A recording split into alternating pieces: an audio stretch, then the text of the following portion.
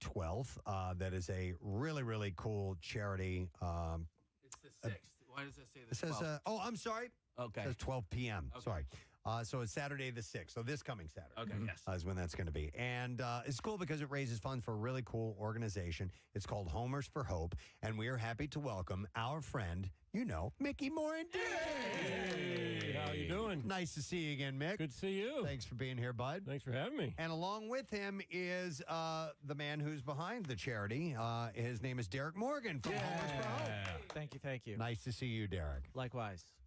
So thanks for wearing the jersey, man. It's really cool, though. I don't know. It just adds an extra. I was going to wear my powder blue, which is my all-time favorite jersey. yeah. But I went with this one, the stripes. Now, that one pops, but the powder blue looks good, too. I do like the blue. Yeah. How long was that active?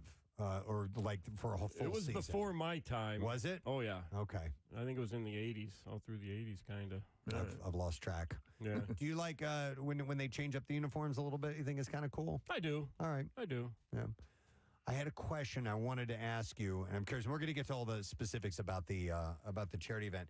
But Mickey, since your name is Mickey Morandini, were you a fan of Mickey Mantle because of the similarity in names? Well, he was a little bit before my time, Oh, too. yeah. I was born in 66, so... Yeah. But I thought maybe looking back, did you kind of latch on because, not because he was one of the greatest of all time, but because your name as well? Sure, Okay. absolutely. There's a few Mickeys that were in the big leagues, but I don't think I was named after him. Right. It was just a nickname. My real name's Michael. Okay. And it was just my mom gave me that nickname, and it really stuck. It's Yeah. perfect baseball name. There was a huge debate in my family. My godson, his name is Mickey as well. And you were brought up so many times by his dad because we were like, Mickey? Look, all you think of is Mickey Mouse. So when my cousin was pregnant, we're like, no, they're going to call him Mickey Mouse. He's like, no. He's like, Mickey Morandini, what are you guys talking about? And he won, and my godson's name is Mickey. You beat out the mouse. Yeah, you beat out the mouse. That's pretty cool. That is awesome. Yeah. All right, so the event it's going to be this weekend, and what I love about Homers for Hope, the organization, is that what you guys do is you offer up financial assistance to people who had something terrible happen in their lives. We do, yeah. So, we've been around for 13 years now, and essentially we started as just this little group of baseball guys putting money up to help a local family. Yeah. One of our teammates passed away, unfortunately, left behind a wife and son. We're like, you know what? Let's help her out. Let's pay some bills. And it's grown now to 30-plus families and almost $500,000 in bills that we've paid over that time. It's amazing. It's wonderful. Yeah, and it cuts right to it. People need help. There's another group called Bringing Hope Home that we love, and they do a similar thing. And it's if people have had something terrible.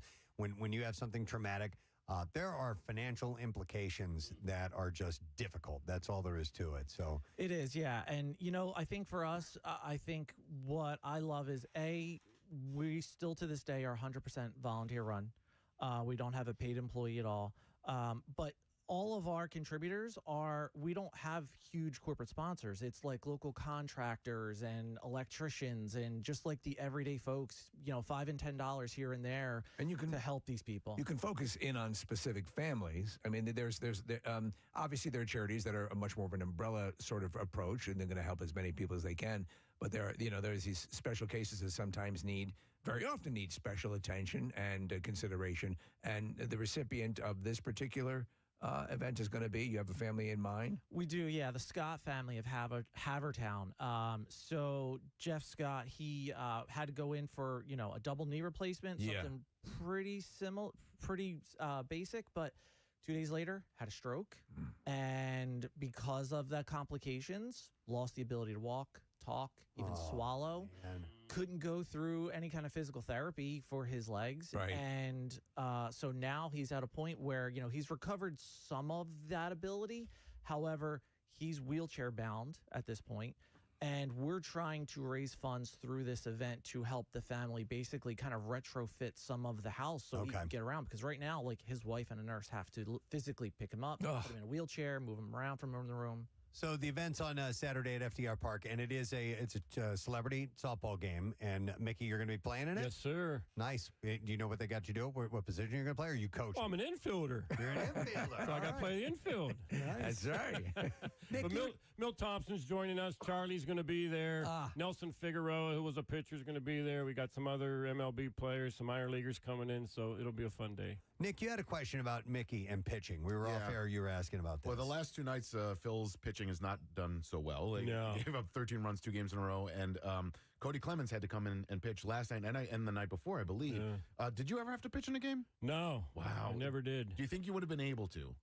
Yeah, I would have thrown strikes. I was a pitcher up through high school. I'm always curious. I would have thrown about 60 miles an hour. But, I would have thrown strikes. Sometimes when these guys come in, yeah, right. That's the heater. Sometimes when these guys come in, I'm curious as to how a manager selects a position player to be an emergency pitcher at the end. You know, in a blowout like that. Well, let's say it's going to be a player that you. Not paid a lot of money. You know what I mean? You're not throwing Bryce Harper out there. Okay. You're not throwing Trey Turner. You're going to throw somebody, your 25th man on the roster, so to speak, that can just go. And they're always told, just don't overdo it. Just get the ball over the plate, get through the inning. Obviously, the game's over at that point. You wouldn't want to take a valued player and blow out their arms. Exactly. But with Cody Clemens, he's pitched 2 days in a row, right? So he's not going to be available to pitch tonight. Right. Those guys can't pitch 3 days in a row. Right. Did you ever bat against his dad? I did. And how did that go? Not too bad. Yeah? I was a good fastball hitter. I could hit the fastball. I didn't like those pitchers that threw the junk balls up there, but I could hit a fastball. I mean, Maddox, I have a 340 career average off of. Doc Gooden, Randy Johnson I faced a lot, Mariano Rivera, Schilling, those type of guys. I could hit those guys, but, the soft throwers, I struggled a little bit.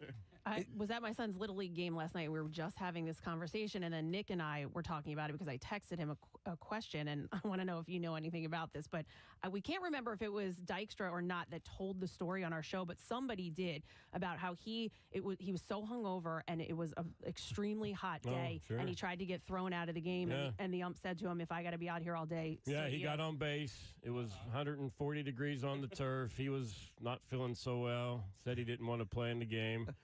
Walks the first at bat. I think he tried to steal second, got called out by Eric Gregg, and just started going off in there because he wanted to get thrown out. And Eric said, "If I got to be out here all game, you're going to be out here all game." He wouldn't throw him out. That's a great story. Yeah, even though they're massively similar, softball can throw a hardball player off a little bit. How's your softball game? Well, I haven't swung a bat in a long time. Really? I'm a golfer now.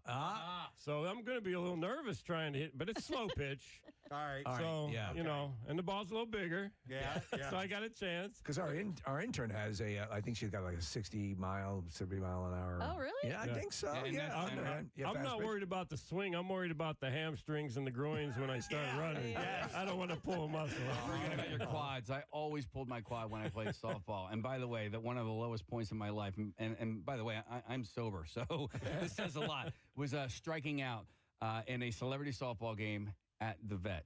Yeah, you don't want to do that. Oh my God, it was a really, really low point in my life. Well, you were probably thinking, knock it out of the park. Absolutely. And you can't do that. You just got to go for base hits. But I will say, my very, very last at bat in softball was a home run. There you go. And I've since retired.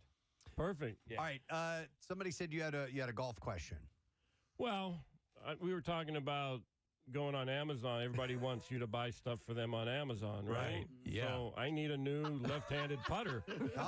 And they told me to come to you. That's my wish list. All right. Can you work on that? I'll work on that for you. All right. What would you recommend? My dad. Now, are you a lefty overall? It's weird. I'm naturally left-handed. Okay. I cannot hit a golf ball left-handed. It's just ugly. So I taught myself right-handed. I've been golfing for about 5 years now, and I got my handicap down to about 8. Okay. But I putt left-handed. So I play right-handed, putt left-handed. That's the way my dad always played. He swung right-handed, but he's a right-handed person, but he putted left-handed only. So Is that common? He's not really, no. But he's older now. He can't play the game anymore. But my friend just bought him a left-handed putter so he could just have, we can go out and putt and do stuff like that. But he got a tailor-made left-handed putter. Nice. So, yeah. So you're not going to use it, right? No, we are going to use it. Okay. I can give it to lend Mickey. to you sometime. I can give you my old putter. We can swap. When did you start playing?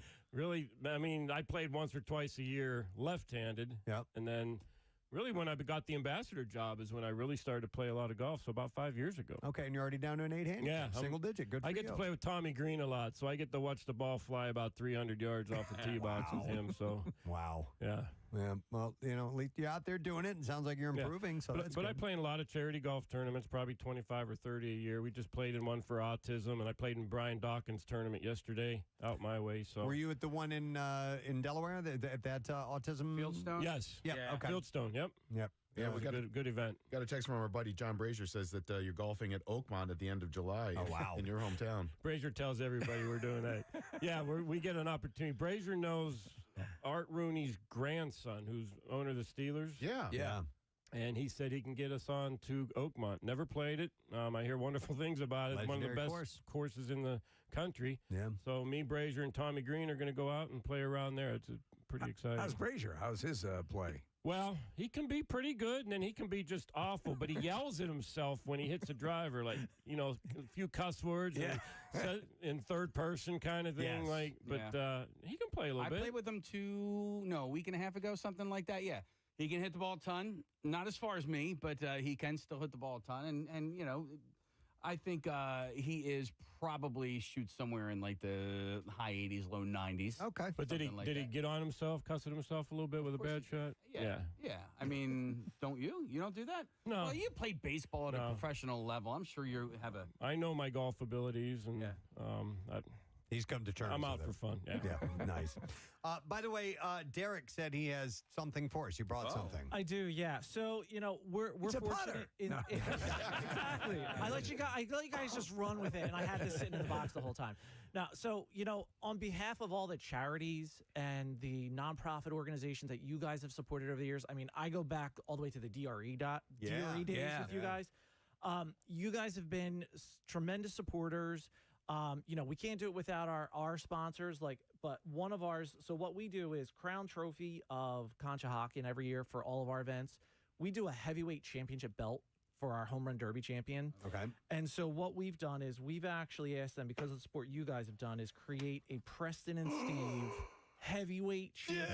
Nice. To thank you for all your support, not just for Homers for Hope, but for all the charities in the Delaware Valley over all these years. amazing. That looks great. Wrestling belt You now have a wrestling belt. And that sucker's heavy. It's Put it on, Preston. All right, Come on now. And- We'll take turns with this, Steve. And I mean, we've got all your names engraved on it, the sales team, the marketing, the interns, everyone behind the scenes. I mean, you guys go above and beyond for everybody, and it's just our own little way of saying thank you. It probably. It buckles does in the back. unbuckle, Press. there's like 15 snaps All right, so I'm gonna try and slip it on this Oh, look at that. Yeah. Oh, I love it. Yeah. Okay, get It almost looks like a chastity belt. Ric Flair. I couldn't Sharp. decide to go with brother or oh my god. What's the most sort of concern, like something that's really like a wedding? Wear that to the wedding as your cummerbund. Yes, most definitely. I'll wear this too. Nick, you're going to a funeral this weekend. You can Yes, wear this. I honestly, my Uncle Tyler would love that. So he'd be smiling down if I wore that to the funeral. Oh my God, that's fantastic! Thank you, Derek. Absolutely. You didn't need Thank to you. do it. Terrific. We'll put this in a you know what? a special spot in In the our office. museum. Yeah, I'll put it up in the museum. For Yeah, sure. very Excellent. nice. All right, cool. All right, well, a reminder that Homers for Hope is going to be Saturday at noon, and it's at the Urban Youth Academy Fields in FDR Park. What's a better way? Homersforhope.org? Homersforhope.org is the website, yeah. And I mean, I also just want to add special thanks to the Monkey's Uncle in Doylestown. They've been the presenting sponsor for this and really helped drive a lot of it with the apparel. Nice. You were speaking of the throwback Phillies jerseys, by the way. Yeah, Mickey yeah. doesn't know this yet, but the uniforms we're giving jerseys. They're the Phillies throwback colors. That's And fantastic. Charlie Love it. Manuel's going to be there as well? Charlie's coming, Nice. yep, and Milt Thompson's playing. So I get to manage against Charlie Manuel. That's kind of cool. Wow, that's insanely cool. Mickey, before we cut you guys loose, how about things with Bryce coming back and What about some of the other things that you've noticed throughout the season so far? Anything you want? Well, I think we're all in agreement that it's a little disappointing start for us, but we're going to be fine. This next 2 weeks is Bryce's spring training. Yeah. So be patient. Yeah. But you'd rather have Bryce Harper in his spring training mode than some of the guys they've been throwing out there for sure. So the West Coast has never been good to the Phillies. Rarely do we go out there and play well. So, Bryce will be fine. The team will be fine. My only big concern is the lack of innings that the starters are going deep in the ballgame. I think our bullpen is going to be way overused here come July and August. So I'm a little concerned with that. So we do need our starters to go a little deeper in the ball games. But we're going to be fine. We're a game or two out of a wild card, but it's way too early. Do you think I've heard chit-chat that Reese maybe this season, or is he still I haven't heard anything about Reese. I mean, it's a major injury. Yeah. Maybe if they could get deep into the playoffs, maybe. Maybe. He does play a position that he could probably, he doesn't have to run around in the outfield or catch or anything. So, or he could DH if Bryce is back in right field at that point or something. But yeah, I haven't heard anything about his recovery yet. Okay. What's the consensus on the pitching clock and that impact? The players and the fans love it. Yeah. I mean, the games are 30 minutes less, and the speed of the game is a lot better. So, it's their goal, and it's working. Okay. I think the Phils won 1-0 a week or two ago, and that game was under 2 hours long. I think it was, right around 2, Yeah, and you haven't seen that in a long time. No, and you blink and you miss it, but I really like the sped up pace. I think it's terrific. I didn't, when we were in spring training, it was there. They were using it already, and I mean, I didn't notice it being. It didn't impact you? in Okay. any way. I thought it was cool. Right. I'm glad that it keeps things moving, but I didn't sit there and go, wow, it's really zipping along. Yeah. You know what I mean? I just don't want it to impact the game late in the game where a pitcher gets called for a ball or a hitter gets called for a strike in a key situation. I don't want it to impact the game like that. Right. I got you. All right. Well, listen, good luck with the event on Saturday. It is great to see both of you guys. Thank you for being here. Thanks for having me. Thanks so much. Let's hear from Derrick Morgan and Mickey Morandini on the Preston and Steve Show.